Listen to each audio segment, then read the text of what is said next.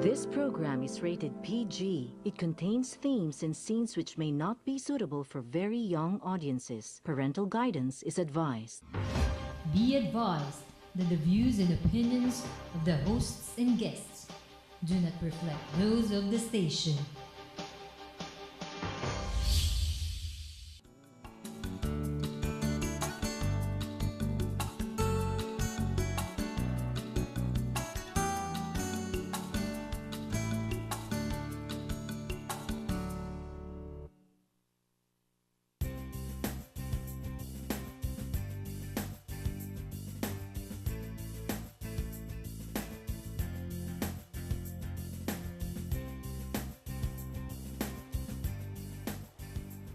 Good evening. This is Philippines Uncut. Your regular host, Buddy Conanan, is on a diplomatic mission as an honorary consul of Georgia. So, I am at your service as the substitute host, Cecile Guidote Alvarez, from the Earth Savers UNESCO Artist Form of Peace, and also kalampagin ang konsyensiyang kinakalawang. And tonight, the burning issue is, should Marcos be buried at the libingan ng mga bayani? And so we have very distinguished guests who can tell it the way it was during martial law. Ladies first, we will mention former Congresswoman, former chair of the Commission on Human Rights, Loretta Ann Rosales. Hello, Cecile. Hi. And of course, the multi-awarded journalist, also a victim of martial law, and known very well for his exceptional columns on the issue, Mr. Jarius Bondok. Gandang gabi po, Ma'am. Magandang gabi. Good evening, Ma'am Eta. Naku, maraming salamat po dahil kayo talaga ay mga natatanging personalidad na kasama po sa karanasan ng batas militar, and we're saying that the millennials don't know anything else.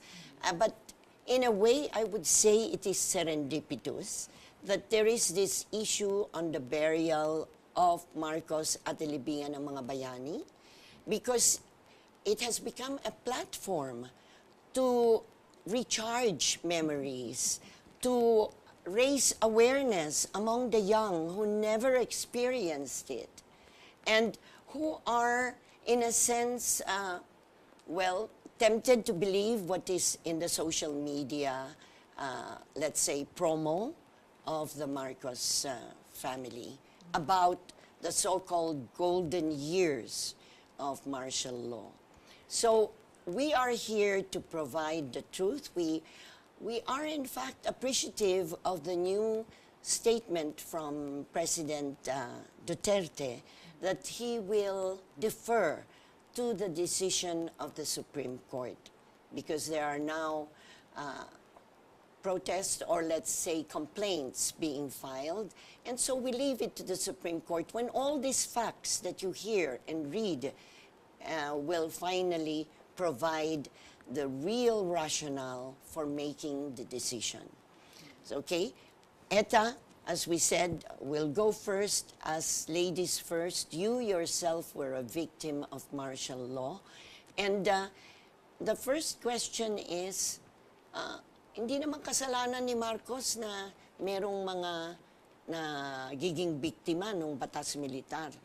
Ano ho masasabi ninyo? At saka, hindi naman nalalaman ang lahat. Well, hindi, paano nating sasabing hindi kasalanan ni Marcos? There is such a thing as command responsibility. Siya ang presidente, siya ang commander-in-chief. So, ibig sabihin lang noon, siya yung pinakamataas dun sa buong organisasyon ng mga militar at mga pulis, actually constabulary, na PCINP pa lang ang tawag doon, di ba? Na siyang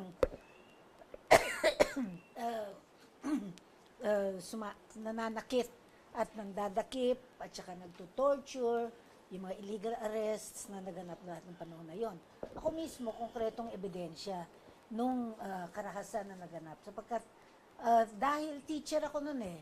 So, nagtuturo ako, Siyempre, malaya ako nagtuturo at ang kagandahan nun, tinuturo ko ang kasaysayan, tinuturo ko ang social sciences, tinuturo ko ang saligang batas. Sa panahon na yon, binabago ni Marcos na yung may Constitutional Convention. As a matter of fact, Sunny. Yeah, my husband was a member. Your husband was a member. Manipulated talaga. Oh, I used to go up to Sunny and I said, Sunny, come on, what are you doing there? Ako. We have to march down the streets. Eta, let's divide our work, sabi naman niya, no? Pero nagpro-protesta Tapos siya kasama kila Jokno at sa inyo. Oh, so... Tinubigan. Oh, and I was there nung binomba ang kuan this was at the Quezon City Hall. Oh, at sila Sunny yun eh. Nasa 14th floor kami, biglang binomba, tapos nawala ng kuryente. Can you imagine that? Nagtaguan lahat mga delegates dun sa ilalim ng mga desks nila. So, that was the situation.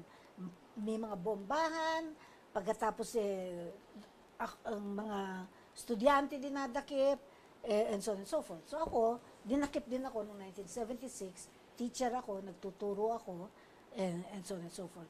Kasi si Marcos, he could not take dissent, no? Any kind of dissent. So, ang nangyari noon, ang sa intindi namin at lumitaw talaga, para sa kanya, maaga pa lamang, desidido na siya na magpatuloy sa kanyang kapangyarihan. Kasi bawal sa ating konstitusyon noon. Kanya naging dahilan ng pagmanipula sa konstitusyon para siya ay manatili at diktador na. Jarius, anong maidadagdag mo dito? Because kabataan ka noon, ano? Pero hindi nila pwedeng sabihin wala kang malay at hindi ka involved. Yeah, I was a student activist. I was 17 years Oo, old biruin niyo yan. when martial law was declared, and they picked me up at the University of the Philippines, Diliman campus. Your question is, did Marcos know, or some of his The violations of human rights. His defenders now would say he never knew there was torture going on. He was the president. He was the one. He was exercising one-man rule. He was also commander-in-chief. 60,000 were rounded up. And SOP, parang standard operating procedure, at least one day, pero usually mga 1 week na bugbog. Ganun. And actually, close to 10,000 filed a case. So, how can you say you knew nothing if we're talking here of thousands? What kind of a president are you exercising one-man rule and not knowing that your soldiers had rounded up 60,000 persons, student activists or lawyers, diba? Kasama yung mga political leaders, si Ninoy, sila Jokno, community Soc leaders, Rodrigo. leaders sa mga slums, diba? Mga ganon, even leaders ng mga jeepney organizations, tricycle organizations. You didn't know 60,000 were rounded up. And then 10,000 actually when Marcos was ousted from power, almost 10,000 filed the case. At nanalo. Claimants 1081. Yes, oo. And some of them died, some were purged from the list. I think mga 7,000 were actually compensated. Compensated at least twice already. Hindi naman Ng parang mga partial compensation kasi yung naipanalo sa Honolulu court na class suit for damages for the torture, nag-award yung Honolulu court ng $2 billion na yun ang estimated worth of the Marcos estate at that time. So pag may makuhang proceeds from the Marcos estate, ibabayad doon sa mga nagdemanda. So how can you say there was no torture and the president at that time did not know? Ganun karami. Hindi. Alam naman natin na plinano yon para maging presidente uli o naging diktador sa ilalim ng batas militar. So lahat ng mga paghuhuli ay may order siya kasi yun ang ibig sabihin ng bagsak ng batas militar. Yeah, he wanted to prolong his stay in power. His stay in power, which was against the Constitution. Oo, kasi hanggang 2 terms lang ang presidente noon, and he was already into his second term. Pero and he wanted to run again. He held the Constitutional Convention on baka sakaling ano siya ron, yung mabigyan ng another term. Pero minartial law na niya para panigurado Para and declared matakot niya yung mga tao sa Constitutional Convention na dinala sa preso, yung iba nagtakbuhan sa hills, kami nag-in-exile. Ako diretso ho, sinabi sa akin ni Secretary Enrile noon, you better tell Alvarez to surrender or he'll be shot on sight. Nangangatugan tuhod ko noon. Yeah, straight. We were in Malacanang for the Ramon Magsaysay Awards.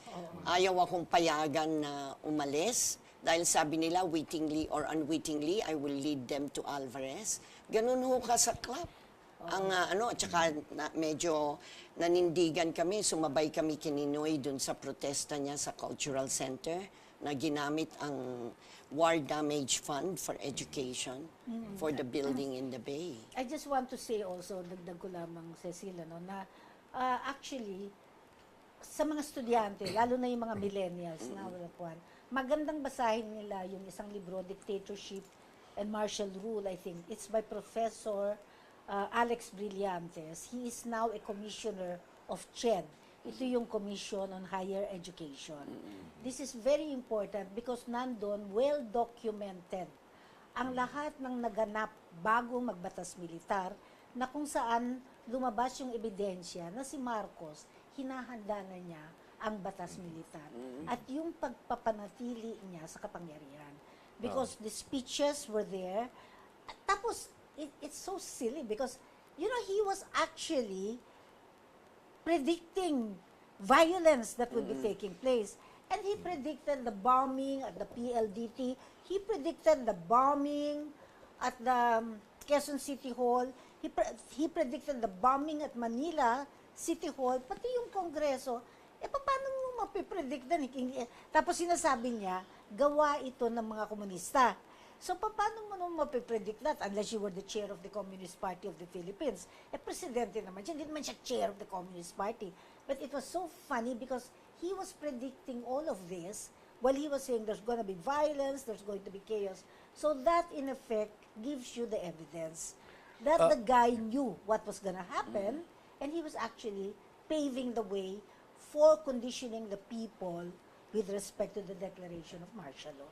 Jarius, bago tayo also, mag-break. 5 years ago, meron na rin ganitong talks in 2011. It was like a sneak attack nga and all of a sudden, 200 congressmen in 2011 under the term of Noynoy Aquino. 200 congressmen, mahigit, out of 292. All of a sudden, may petition sila na ilibing si Marcos sa, nagulat ang mga tao. Where is this coming from? At any rate, it was 2011 was 25th year of the EDSA revolt. And then, so, yung mga na-torture or yung mga nawalan ng mga kamag-anak, yung mga kinidnap o pinatay yung mga kamag-anak, they decided to come out with books and articles. There are at least 3 books na lumabas noon. I remember the titles of 2 of them. One is Tibak. It's a compilation of first-hand accounts of victims of torture, of the atrocities at the time. Basahin sana ng mga kabataan ngayon. O miski ng mga kaedad natin. Para lang sariwain. O kung hindi nila alam na yung gaganap nun. And another one, Ma'am, ito, you might remember the title. It's about the Kimpo Subversive Lives. Subversive Lives. Magkakapatid sila ng mga aktivista. Nako, 3 o 4 yata sa kanila. Ang na-torture. Babae, lalaki. At saka hindi lang yun. Very recently din, nung sinabing ito na naman ang hiling ng mga Marcoses na doon sa libingan ng mga bayani. At ang nangyari, lumabas yung kay Raisa Robles din, yung no to martial law. So, yan po, babalik kami, pero yan ang unang bahagi ng paliwanagan. Bakit hindi dapat ilibing si Marcos sa libingan ng mga bayani?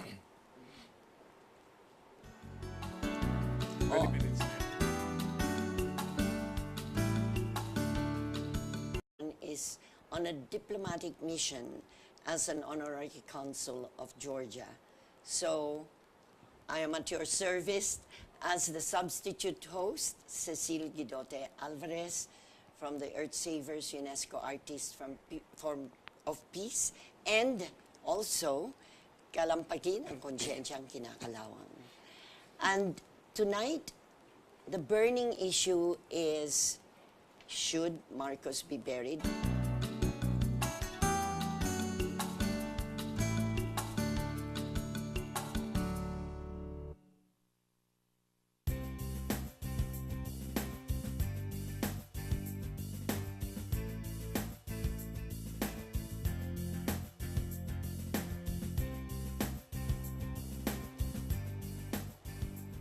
Good evening. This is Philippines Uncut. Your regular host, Buddy Conanan. This program is rated PG. It contains themes and scenes which may not be suitable for very young audiences. Parental guidance is advised. Be advised that the views and opinions of the hosts and guests do not reflect those of the station.